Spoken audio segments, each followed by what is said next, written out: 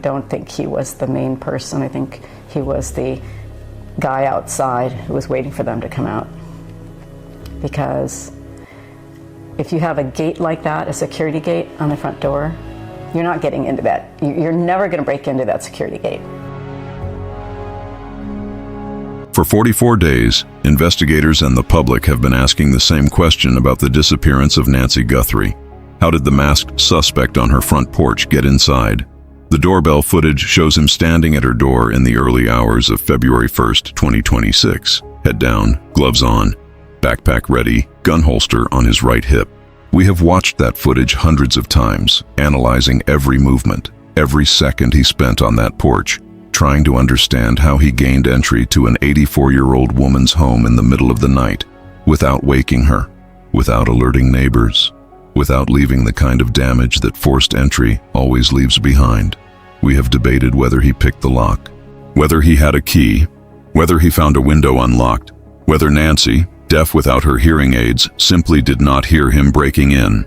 But we have been asking the wrong question, because there is something about Nancy Guthrie's front door that changes everything we thought we understood about that night. Something that was always there in the footage, visible in every photograph of her home, documented in public records and understood by everyone who lives in homes like hers in the Southwest, but that nobody outside the investigation had focused on until now. Nancy Guthrie had a security gate on her front door, not just a doorbell camera, not just a wooden door with a deadbolt.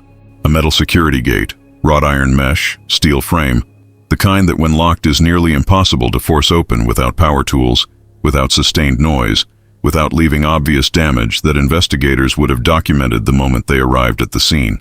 And according to a neighbor who lives 4 houses away from Nancy, and who has the exact same type of gate on her own home, there is no scenario in which the person we saw standing on that porch was trying to break in through that front door, because he could not have. Not in 41 minutes, not without tools we can see in the footage, not without waking the entire neighborhood, which means someone else opened it from the inside. This is the breaking development in the Nancy Guthrie case, and it changes everything. Before we go any further, let's be clear about what we are examining here and what we are not.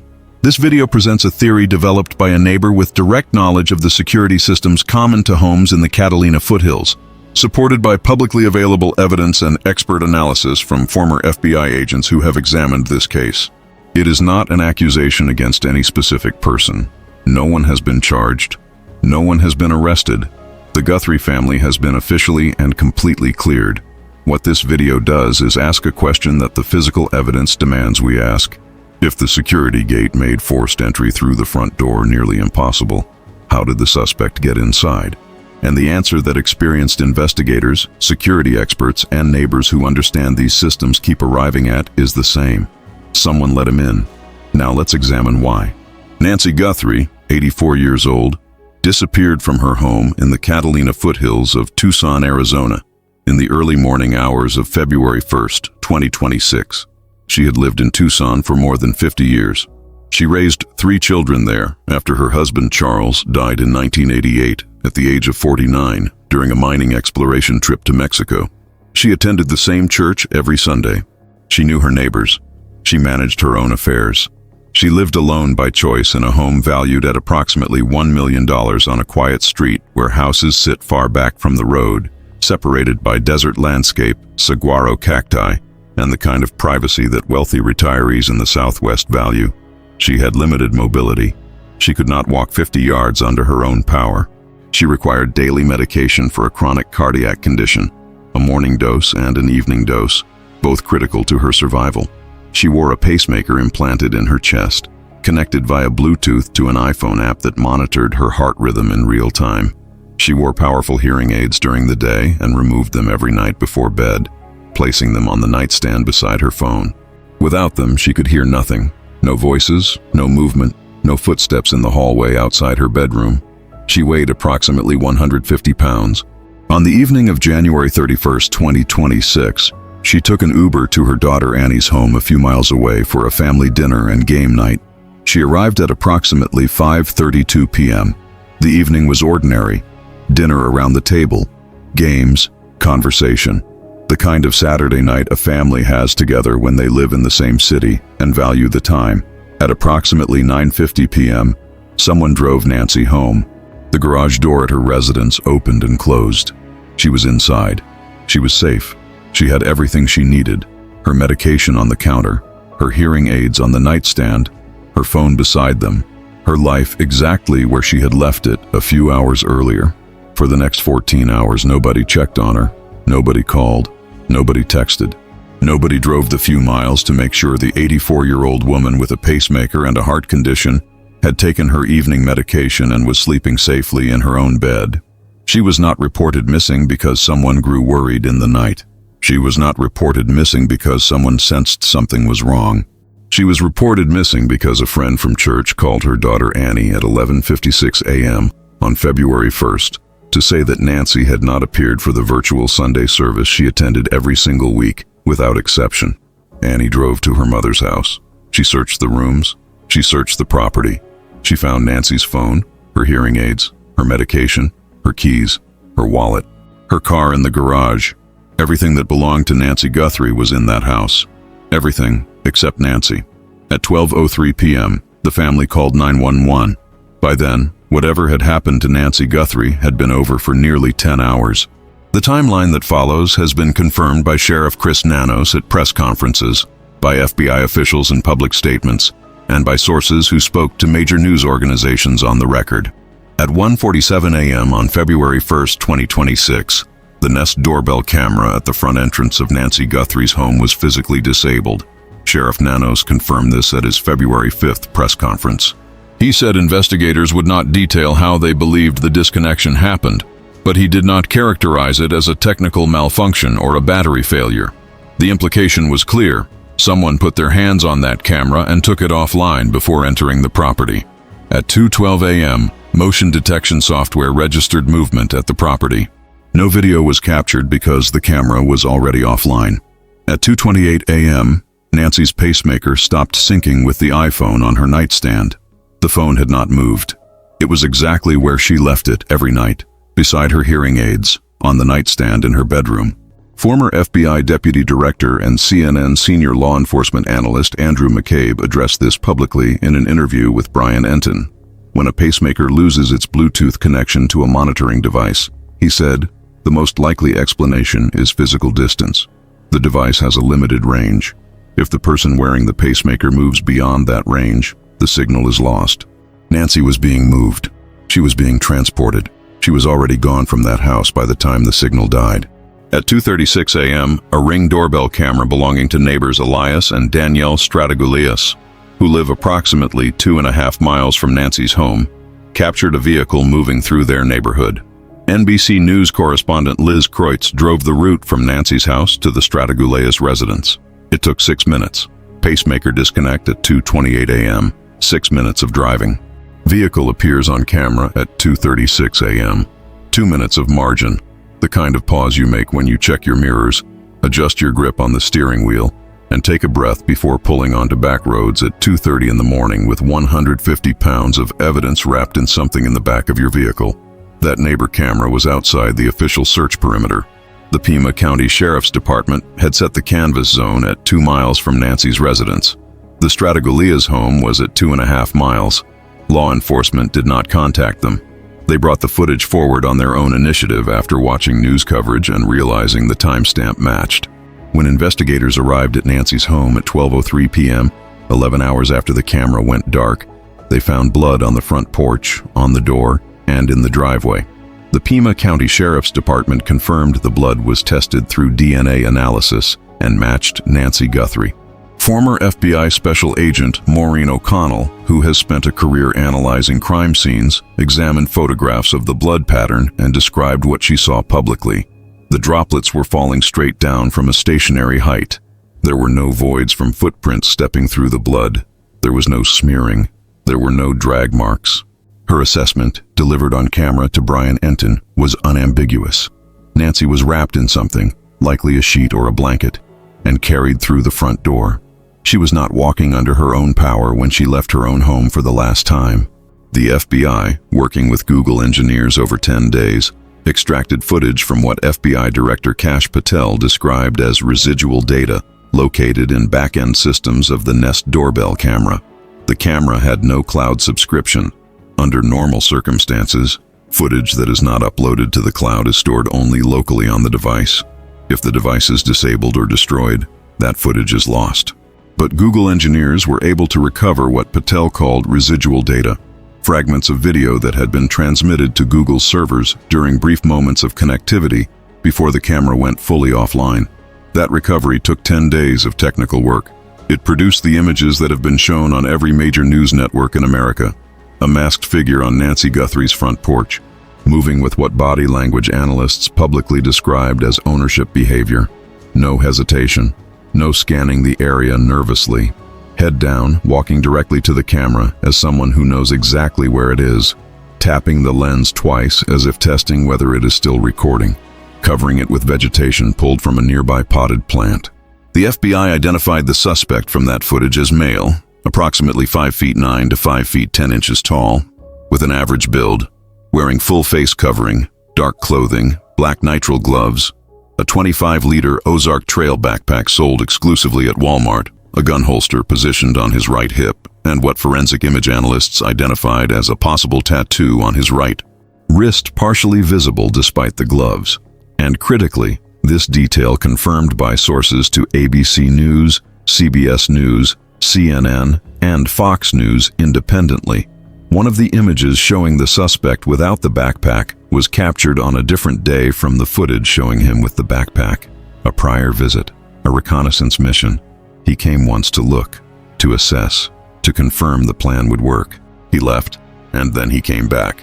That prior visit is part of the context in which the security gate discovery must be understood.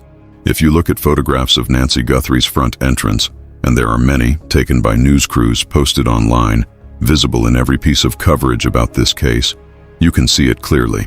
There is a security gate mounted directly in front of the main wooden door. It is not decorative ironwork, it is not an artistic accent. It is a functional security barrier made of wrought iron or steel mesh, powder-coated to resist weather, mounted in a steel frame that is bolted into the door jamb and the surrounding structure. These gates are standard throughout the Southwest, particularly in Arizona and Southern California, where homes built in the 1970s and 1980s were designed with them as a primary security feature. The design is simple and effective. The gate swings outward on heavy-duty hinges. When closed, it latches with a deadbolt lock that engages into a strike plate mounted in the doorframe. When the wooden door behind it is open, the security gate allows air to flow through the mesh while keeping insects, animals, and unauthorized people outside. Residents can open the main door to get ventilation without compromising security. They can see who is at the door and speak to them through the mesh without opening the barrier.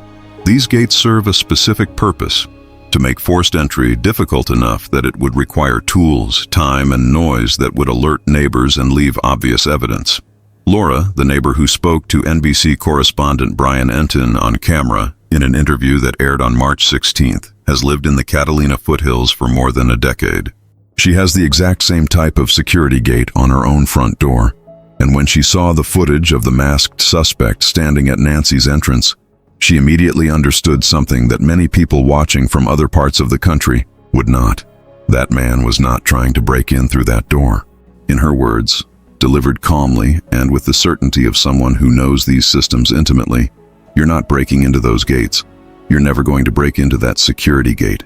She continued, "I actually talked to a security guy about 2 or 3 weeks ago and he confirmed, you're not breaking into those gates." Laura was not speculating. She was describing a physical reality that anyone who owns one of these gates understands. To force one open, you would need bolt cutters to cut through the mesh, or a pry bar strong enough to bend the frame, or enough time and leverage to rip the mounting bolts out of the door jamb. Any of those methods would be loud. Any of them would leave damage that would be immediately visible. And any of them would take time. Not 41 minutes inside the house, but several minutes just getting through the gate itself while standing exposed on a front porch with a doorbell camera that might still be recording and neighbors within earshot. The suspect in the footage is not holding tools. He is not holding bolt cutters. He is not holding a pry bar. His hands are visible in some frames, gloved, empty except for the vegetation he uses to cover the camera. He is not dressed like someone who came prepared to force his way through a steel security barrier in the middle of the night. And when investigators arrived at Nancy's home 11 hours later, They found no damage to the security gate, no bent frame, no cut mesh, no evidence that anyone had forced it open. Laura does not believe the suspect came through that front door at all. She believes he was standing there waiting for someone inside the house to open it. This is the theory that Laura laid out in detail during her interview with Brian Enton, and it deserves to be examined carefully because it is not casual speculation from someone watching this case from a distance. This is analysis from someone who lives in that neighborhood, who understands the security systems those homes use, and who has spent the past 44 days thinking about how what happened to Nancy Guthrie could have happened at all. Laura said, "I don't think he was the main person. I think he was the guy outside who was waiting for them to come out." She explained her reasoning. Because if you have a gate like that, a security gate on the front door, you're not getting into that. So I think he was trying to look in to see what was going on. Look at the footage again with that perspective. The suspect is standing at the door. He is not trying to force it. He is not pulling on it. He is not testing the lock. He is standing there, head down, as if he is waiting. And Laura noticed something else. Nancy's front door has glass panels on both sides. If the wooden door behind the security gate is open, which it might be on a warm evening to allow airflow, you can see into the house through the mesh of the security gate and the glass beside the door. But if it is dark inside, or if the main door is closed, it is hard to see anything. Laura believes the suspect was trying to look in, trying to see if the person inside was ready, trying to confirm the plan was moving forward. She went further.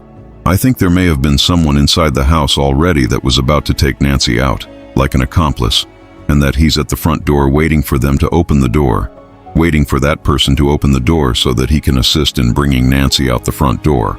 Let's break down what that scenario would look like in practice. Someone gains access to Nancy's house before 1:47 a.m. That access could have happened in several ways. They could have entered earlier that evening while Nancy was still awake, presenting themselves as someone she knew or trusted, a delivery person, a service provider, a neighbor, someone who had a plausible reason to be at her door. Nancy, who by all accounts was warm and trusting and who had lived in that neighborhood for decades without incident, would have opened the door to someone who seemed safe, or they could have had keys. If someone had worked on the property, provided regular services, or had been given keys by Nancy for emergencies or convenience, they could have let themselves in at any time. Or they could have entered through a door or window that Nancy left unlocked, relying on inside knowledge of her routines to know which entry points would be accessible. However they got in, they were inside when Nancy went to bed at whatever time she normally went to bed, likely around 10 p.m. or 10:30 p.m. based on when she returned home at 9:50 p.m. They waited. They may have waited for hours, making sure she was asleep, making sure the neighborhood was quiet, making sure the risk of being seen or heard was minimized. At 1:47 a.m., they disabled the doorbell camera. They did not smash it. They did not rip it off the wall.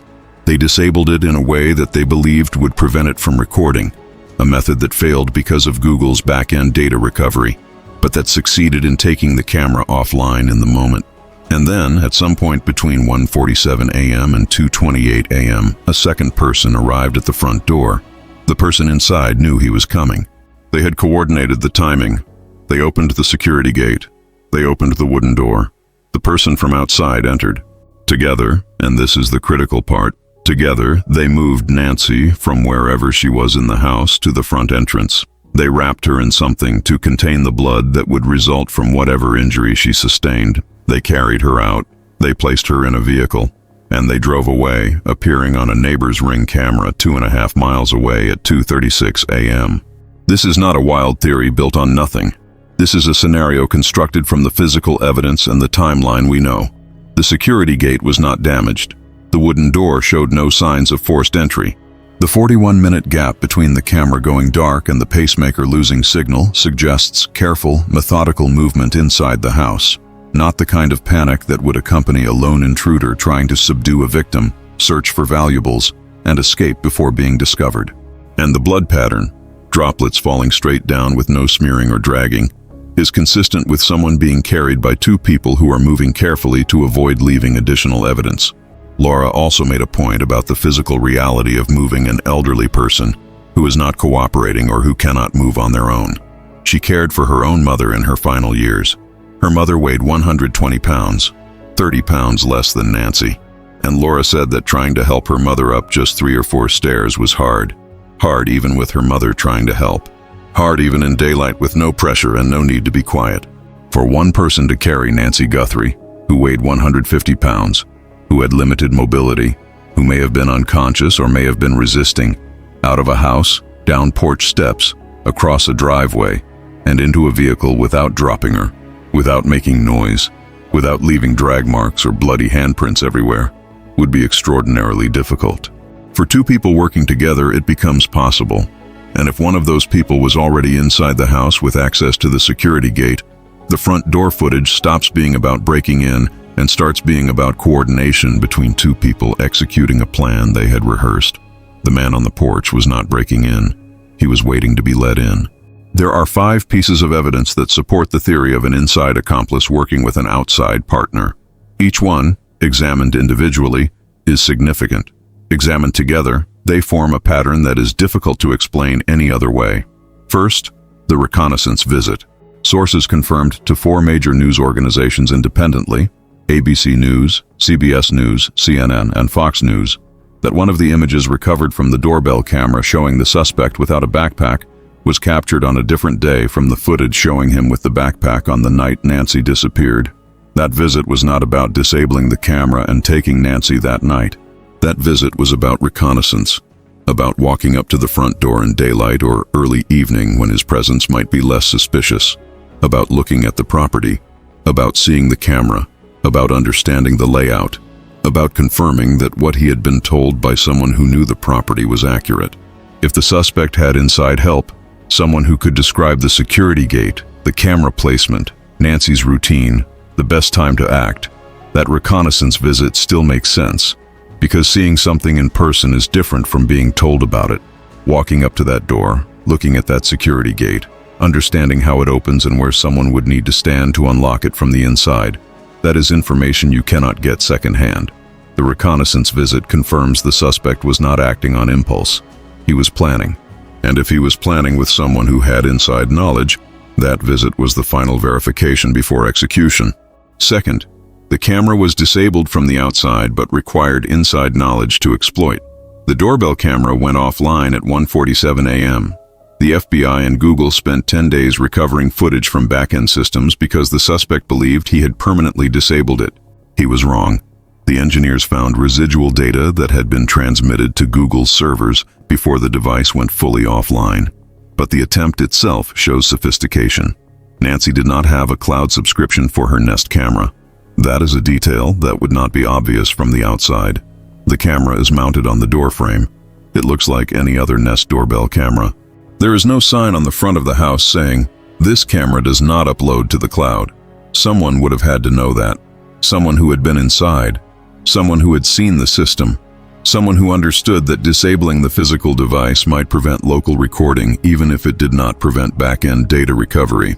If the suspect had inside help, that person could have provided that information, and the suspect could have believed, incorrectly, but reasonably based on what he was told, that disabling the camera at 1:47 a.m. would eliminate any video evidence of what happened next.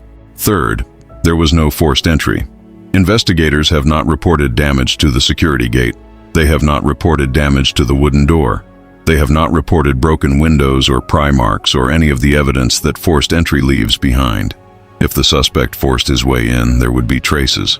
Pry marks on the gate frame where he used leverage to bend it. Cut mesh if he used bolt cutters. Splintered wood if he kicked in the main door. Broken glass if he smashed a window. The absence of that damage suggests entry was gained in one of 3 ways.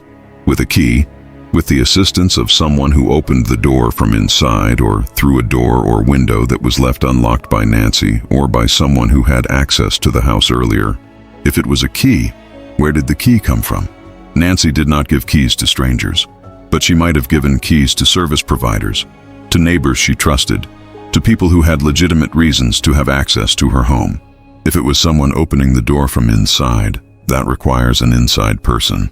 If it was an unlocked door or window, that requires inside knowledge of Nancy's routines, which doors she locked, which ones she sometimes left open, what time she went to bed and stopped moving through the house. All 3 possibilities point back to someone who had been inside that house before. Fourth, The 41-minute timeline, from 1:47 a.m. when the camera was disabled to 2:28 a.m. when the pacemaker lost connection, is 41 minutes. Think about what has to happen in that window if the suspect is working alone. Gain entry. Move through an unfamiliar house in the dark without making noise. Find Nancy's bedroom. Subdue or incapacitate an 84-year-old woman who may wake up, may scream, may resist. Search the house for valuables if robbery is part of the motive. Find something to wrap her in. Carry her from the bedroom through the house to the front door. Get her out the door, down the porch steps, across the driveway, and into a vehicle. Drive away. 41 minutes is a long time to spend inside a house where you are committing a violent crime. Every additional minute is additional risk. Risk that Nancy wakes up and screams. Risk that a neighbor hears something. Risk that someone drives by and sees your vehicle. Risk that you drop something, leave something. Make a mistake that turns into the evidence that identifies you. Most criminals want to get in and out as fast as possible. 41 minutes suggests something different. But if two people were working together, one already inside, one entering after the camera was disabled, 41 minutes becomes the amount of time it takes to move carefully, to coordinate, to make sure Nancy is secured without additional injury that would leave more blood, to wrap her properly so the bleeding is contained, to carry her out without dropping her, to place her in the vehicle without being seen, to wipe down surfaces if you were wearing gloves and worried about smudges, to take a moment to make sure nothing was left behind. Two people working in coordination can take their time. One person alone would be rushing. Fifth, the blood pattern and the physics of carrying a person. Former FBI Special Agent Maureen O'Connell, who has decades of experience analyzing crime scenes, looked at photographs of the blood on Nancy's porch and described what she saw in precise forensic language. Droplets falling straight down from a stationary height. No voids from footprints, no smearing, no drag marks. That pattern is consistent with someone being carried, but carrying a 150-pound person who is wrapped in something and who may be unconscious or resisting is not easy. Laura, who cared for her own elderly mother, said it was hard to help her mother upstairs even when her mother weighed less and was trying to assist. Nancy was heavier. Nancy had limited mobility even when she was cooperating. If she was unconscious or if she was resisting, moving her would require strength and coordination. For one person, carrying Nancy from inside the house, through the front door, down porch steps that are visible in photographs of the property, and into a vehicle would be difficult. Not impossible, but difficult. And difficulty creates risk. Risk of dropping her, risk of leaving additional blood, risk of making noise. For two people working together, the task becomes manageable. One person at her shoulders, one person at her legs, both moving in coordination, both able to see where they are stepping, both able to adjust if she shifts or if her weight becomes unbalanced. The blood pattern does not prove two people were involved, but it is consistent with two people. And when combined with the security gate, the timeline, the lack of forced entry, and the inside knowledge required to disable the camera, the theory of two people working together stops being speculation and starts being the scenario that best fits the evidence. And then the FBI asked Laura a question that no one outside the investigation had heard before. Do you have footage from January 24th? January 24th, 2026. A date that had not been mentioned publicly in connection with this case. A date that investigators are now focusing on with the same intensity they focused on January 11th. Laura told Brian Enton that when FBI agents visited her home on Friday, March 14th, just 2 days before her interview aired, they asked her to review her security camera footage for that specific date. They sat with her. They helped her go through the recordings. They were looking for something. January 24th is 8 days before Nancy disappeared, and it is a Saturday. January 11th, the date investigators had already flagged and asked neighbors about, is also a Saturday. February 1st, the day Nancy was taken, is also a Saturday. 3 Saturdays, 3 dates that investigators believe are connected. If the suspect was someone who worked during the week, someone whose schedule did not allow for daytime surveillance or reconnaissance, Saturday would be the day he could come to the Catalina foothills without drawing attention, without having to explain why he was not at work, without raising suspicion from an employer or co-workers who might later remember that he was absent or distracted or asking strange questions. The pattern investigators appear to be building is this. The suspect came to the neighborhood on January 11th. That may be the day the reconnaissance footage without the backpack was captured. He walked up to Nancy's door. He looked at the camera. He assessed the security gate. He confirmed what he had been told by whoever provided inside information. He came back on January 24th. We do not know what he did that day. Laura's cameras did not capture anything suspicious, just wildlife moving through her property. But other neighbors may have footage. Other cameras may have recorded a vehicle, a person, activity that seemed innocuous at the time, but that now, viewed in the context of what happened a week later, takes on new meaning. And then he came back on February 1st with the backpack, the gloves, and the plan. 3 visits, 3 Saturdays, 3 opportunities to refine the approach, test the timing, confirm the target would be vulnerable. This is not a crime of opportunity. This is not someone who drove through the neighborhood randomly and saw an open garage or an unlocked door and decided to act on impulse. This is planned. This is deliberate. This is someone who invested weeks, possibly longer, into preparing for the night of February 1st. And if he was investing that time, he was doing it because he believed the target was worth it, because he had been told this was a viable operation, because someone with inside knowledge had given him enough information to justify the risk. There is one more detail from Laura's interview that demands attention because of what it suggests about the suspect's level of sophistication.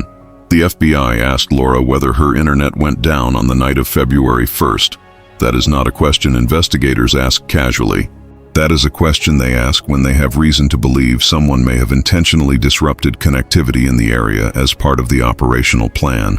If the suspect, or the inside accomplice, cut internet service to the neighborhood before 1:47 a.m., it would explain several things that have puzzled investigators and the public since the beginning of this case. It would explain why Nancy's cell phone, which was left on the nightstand beside her hearing aids, did not transmit location data that could be tracked after she was taken. Modern smartphones constantly communicate with cell towers and Wi-Fi networks, updating their location in real time. If Nancy's phone was connected to her home Wi-Fi and that Wi-Fi went down at the same time cellular service was jammed or disrupted, the phone would show her last known location as her home and then go silent. No pings, no location updates, no trail for investigators to follow. It would explain why neighbors' security cameras in the immediate area did not capture useful footage of vehicles entering or leaving the neighborhood during the critical window. Many residential security systems, particularly the kind that homeowners in the Catalina foothills install, rely on internet connectivity to upload footage to cloud storage. If the internet was down when the suspect was moving through the neighborhood, cameras would record locally to SD cards or internal storage, but they would not transmit to the cloud. And if the suspect did not pass directly in front of those cameras, or if the cameras were positioned to monitor driveways rather than streets, there would be no footage. It would explain why the Nest doorbell camera at Nancy's door did not upload footage to Google's cloud in real time. The FBI and Google engineers had to spend 10 days extracting residual data from back-end systems because the camera was not connected to the cloud during the critical period. If internet service was down, the camera could not transmit even if it wanted to. And it would indicate a level of technical knowledge that dramatically narrows the suspect pool. Cutting internet service to a residential area can be done in several ways. The most direct is physically severing the fiber optic or cable lines that provide connectivity to homes in the neighborhood. Those lines are accessible in utility boxes, junction points, and above-ground installations. Someone with basic knowledge of telecommunications infrastructure could locate the right junction box, open it, and cut the lines with bolt cutters or wire strippers. The disruption would be immediate. Service would go down for every home connected to that node. And unless someone called the internet service provider to report the outage, which most people would not do in the middle of the night, it might not be repaired until normal business hours the next day. The other method is signal jamming. Portable Wi-Fi and cellular jammers are illegal in the United States, but they are available for purchase online from foreign suppliers. A jammer powerful enough to disrupt service in a residential area the size of the Catalina foothills neighborhood would fit in a backpack. The suspect in the doorbell footage is wearing a backpack.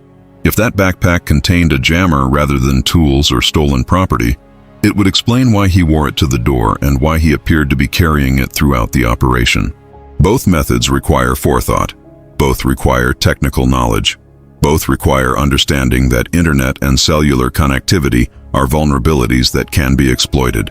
Most criminals do not think about cutting internet service. Most criminals do not understand telecommunications infrastructure well enough to know which lines to cut or which frequencies to jam. Most criminals operate in the physical world, picking locks, breaking windows, overpowering victims, without considering the digital trails they are leaving behind. This suspect, or the person advising this suspect, understood the digital dimension, and that understanding suggests either professional training, prior experience in telecommunications or IT fields, or coaching from someone who had that expertise. Laura said she did not notice her internet going down that night. She was asleep. She would not have known unless she woke up, tried to use her phone, and noticed the Wi-Fi was unavailable. And even then, she might have assumed it was a temporary glitch and gone back to sleep. But she also said she changed internet providers 2 weeks after Nancy disappeared. She no longer has access to the service logs from early February that might show an outage. Other neighbors may have that data. And if the FBI is asking about it, they may already have evidence from other sources, from the internet service provider, from neighbors who kept logs, from devices that recorded connectivity drops. That service was disrupted in the area during the critical window. If internet service was intentionally cut, it is one more piece of evidence pointing toward a planned, coordinated operation involving someone with inside knowledge and someone with technical expertise working together. If the theory of an inside person working with an outside accomplice is correct, it fundamentally changes the direction of the investigation. It means investigators are not just looking for the masked man on the porch. They are looking for two people, one who had access to Nancy's home, one who executed the abduction, and possibly a third person if the inside accomplice and the technical expert who understood how to disrupt internet service are different people. The categories of people who had access to Nancy's home are specific and identifiable. Family members have been officially cleared. Sheriff Chris Nano stated publicly on February 16th that the Guthrie family, including all siblings and spouses, has been cleared as possible suspects in this case. He called suggestions of family involvement cruel and wrong. That clearance stands. It is not disputed. It is not ambiguous. But there are other categories of access that investigators are almost certainly examining. Service providers who worked on the property in recent months or years, people who cleaned the house, people who maintained the yard, the pool, the landscaping, contractors who made repairs, installed systems, or renovated parts of the home, delivery drivers who had regular routes and who may have interacted with Nancy frequently enough to learn her routine, Uber or Lyft drivers who picked her up or dropped her off and who may have seen inside the house when she opened the door, caregivers if Nancy used any home health services, which she may have given her limited mobility, neighbors who had been inside the house for social visits or who had keys for emergencies. Each of these categories can be investigated. Service records can be subpoenaed. Employment records can be reviewed. Background checks can be run. Cell phone data can be analyzed to see whose phones were in the area on January 11th, January 24th, and February 1st. Former FBI Special Agent Jennifer Coffindaffer, who has been one of the most vocal experts analyzing this case publicly, has said repeatedly that her number one theory is that people with some tangential connection to the household exposed insider knowledge to criminals.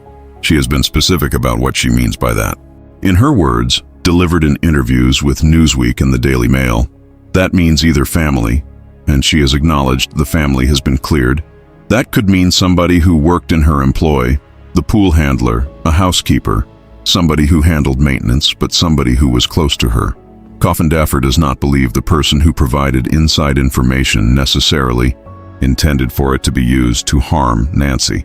She has suggested that in the ordinary course of doing their work, asking questions, having conversations with an elderly woman who was, by all accounts, warm and trusting, they could have built a picture of Nancy's vulnerability without understanding what that information would be used for.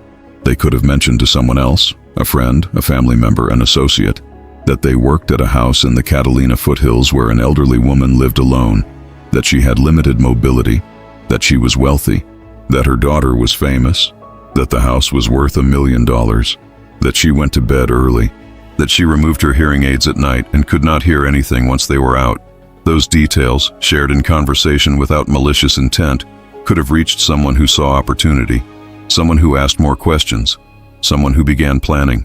And if the security gate theory is correct, if entry required either keys or someone opening the door from inside, then the inside person had to be more than a casual source of information. They had to be someone willing to take physical action, to be in the house that night, to open that security gate, to help carry Nancy out. That narrows the pool significantly.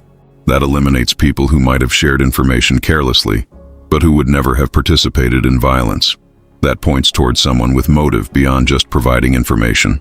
Financial motive, personal grievance, coercion from the outside partner, something that made them willing to cross the line from information source to active participant. Investigators are looking for that person, and the evidence, the security gate, the lack of forced entry, the coordinated timeline, the inside knowledge of the camera system, the potential internet disruption, is pointing them in a specific direction. On March 13th, 3 days before Laura's interview aired, Sheriff Chris Nanos gave an interview to NBC News that included an exchange that has rattled neighbors and raised new questions about what investigators believe. The reporter asked, "Do you think this person could strike again?" Nanos answered, "Absolutely." That is not something he has said publicly before. In earlier press conferences and interviews, he emphasized that the family had been cleared, that investigators were following leads, that they believed Nancy could still be alive, but he had not directly addressed the question of whether the person who took Nancy might target someone else. Now he has, and his answer was unequivocal, absolutely. But he also said something that seems to contradict that certainty. He said, "We believe it was targeted, but we're not really sure. Targeted, but not sure." That is an ambiguous statement, and it is the kind of statement that generates more questions than it answers. Laura, who heard that quote and who has spent 44 days thinking about what happened to her neighbor 4 houses away, asked the question many people are now asking. What does targeted mean? Targeted based on what? She laid out the possibilities. Was Nancy targeted because she had wealth? Because she had a famous daughter? Because she lived alone? Because she was elderly and vulnerable? Because someone knew the layout of her house and saw an opportunity? Because of something specific to her personally that we do not know about? If the targeting was based on characteristics that other people in the Catalina foothills share, wealth, living alone, advanced age, large home set back from the street with limited visibility from neighbors, then yes, the person who did this could absolutely strike again. Anyone who fits that profile could be at risk.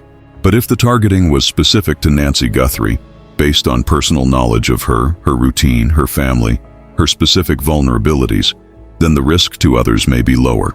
The sheriff's statement suggests investigators believe it was targeted, but cannot yet confirm what the criteria were. They do not know if the targeting was opportunistic, based on general vulnerability, or specific based on inside knowledge of Nancy. And that uncertainty is what has neighbors throughout the Catalina foothills reconsider their security, adding cameras, checking locks, looking more carefully at service providers who come to their doors, asking for identification, verifying company names before letting anyone onto their property. Laura said she has made changes to her own security since Nancy disappeared. She did not want to specify what those changes were, a reasonable decision given that describing your security measures publicly eliminates their effectiveness, but she confirmed that what happened to Nancy has changed how she thinks about who has access to her home and how she monitors that access. Other neighbors have done the same. Some have installed additional cameras. Some have changed locks. Some have joined neighborhood watch groups or started informal networks where they check on each other regularly. The sheriff's statement, "Absolutely, this person could strike again," has created a level of fear and vigilance that was not present before. And whether that fear is justified depends on information that only investigators have. Nancy Guthrie has been missing for 44 days. The FBI and the Pima County Sheriff's Department are working the case with resources that include more than 400 law enforcement personnel who have been involved at various stages, approximately 100 FBI agents assigned specifically to the investigation, and specialized units including the FBI's Cellular Analysis Survey Team, investigative genetic genealogy experts, and digital forensic specialists. Investigative genetic genealogy, the same technology that identified the Golden State Killer after 40 years of his crimes going unsolved, and that connected Brian Kohberger to the Idaho student murders within weeks of the crime, is being applied to DNA evidence recovered from Nancy's property. This technology does not require the suspect to have a prior criminal record. It does not require them to be in any law enforcement database. It requires only that one distant relative, a second cousin, a third cousin, someone connected by blood who submitted their DNA to a consumer service like 23andMe or Ancestry.com, be in a public genealogy database. One partial match can generate a family tree that, when followed forward through generations and cross-referenced with other records, leads to a name. The FBI's Cellular Analysis Survey team has been mapping device presence across multiple critical dates: February 1st, January 24th, January 11th, and possibly other dates that have not been disclosed publicly. They are building a pattern. They are looking for phones that appear in the Catalina foothills on more than one Saturday. Phones that were there during Reconnaissance. Phones that were there on the night Nancy was taken. Phones whose location data, when analyzed against cell tower records and carrier logs, places them in specific locations at specific times that align with the timeline of this crime. If that analysis identifies a phone belonging to someone connected to any of the theories that experts have discussed publicly, someone who worked on Nancy's property, someone who had access to her home, someone with technical expertise who could have disabled internet service, the investigation is closer than anyone outside the task force knows. The router logs from Nancy's home are being analyzed for digital traces called probe requests. These are signals that smartphones broadcast automatically when they are searching for familiar Wi-Fi networks. Every phone does this constantly. Every device within range of Nancy's router on the night of February 1st may have left a digital fingerprint that can be extracted and analyzed. Unlike DNA, which requires complex laboratory processing, digital forensics can be completed in hours or days. The FBI has Nancy's router. If it contains probe requests from a phone that should not have been in her house that night, they will find it. The Walmart backpack visible in the doorbell footage is being traced through transaction records. Walmart uses sophisticated inventory tracking systems. Every store that received shipments of that specific 25-liter Ozark Trail backpack in the months before February 1st can be identified. Every transaction involving that product can be pulled from sales records. If the suspect purchased it with a credit card or debit card rather than cash, there is a name attached to that purchase. The gun holster on the suspect's hip has been analyzed by law enforcement professionals and identified as a Strategy brand revolver holster. Investigators are checking gun shop records in Tucson for recent purchases. The FBI visited at least one gun shop with approximately 18 to 24 photographs and names, asking whether any of those individuals had purchased a firearm in the past year. That gun shop reported no matches, but there are other stores, other suppliers, other transaction records. Billboards featuring Nancy's photograph and information about the $1.2 million reward have gone up in multiple states, not just Arizona. Sightings have been reported in Texas, Southern California, Nevada, and other regions. The FBI is treating this as a case with national reach because they do not know where Nancy was taken or where she is being held. The investigation is working. The science is working. The evidence is being processed. And if the security gate theory is correct, they are also building a profile of someone who had access to Nancy Guthrie's home before the night she disappeared. Nancy Guthrie lived in her Catalina foothills home for 50 years. She raised 3 children there after her husband died. She knew every neighbor. She went to church every Sunday. She built a life in a community where trust was normal, where people helped each other, where someone could knock on your door at dinner time and you would open it without fear, because that was how things worked in a neighborhood like that. And someone used that trust to get inside her home. The security gate at her front door has been there the entire time. It was there in the photographs. It was there in the doorbell footage. It was there when investigators processed the scene. It has been visible in every piece of media coverage since February 1st. But until Laura spoke to Brian Enton and explained what that gate means, how it works, how difficult it is to force, how impossible it would be to breach without tools and time and noise, the significance of it was not widely understood outside the investigation. Now we understand. The man on the porch was not breaking in. He was waiting to be let in, and someone inside Nancy Guthrie's home opened that security gate and let him in. That person is still out there. The FBI is looking for them. The evidence is pointing toward them. The $1.2 million reward is waiting for whoever provides the information that identifies them and brings Nancy home. 44 days, no arrests, no charges, no resolution. But the security gate tells us something that investigators have known from the beginning and are now acting on with every tool at their disposal. Nancy Guthrie did not leave her house alone that night. Someone helped take her, and that someone had a key, or had access, or had been trusted enough to be let inside. The investigation is closing in. The evidence does not lie. The timelines do not change. The DNA is being processed. The cell tower data is being analyzed. The digital forensics are running, and somewhere between the doorbell footage, the blood on the porch, the security gate that was never forced, and the 41 minutes that separate the camera going dark from the pacemaker losing signal, there is a name. If you have information about Nancy Guthrie's disappearance, contact the FBI at 1-800-CALL-FBI. The combined reward is $1.2 million. $1 million from the Guthrie family, $100,000 from the FBI, additional amounts from other sources.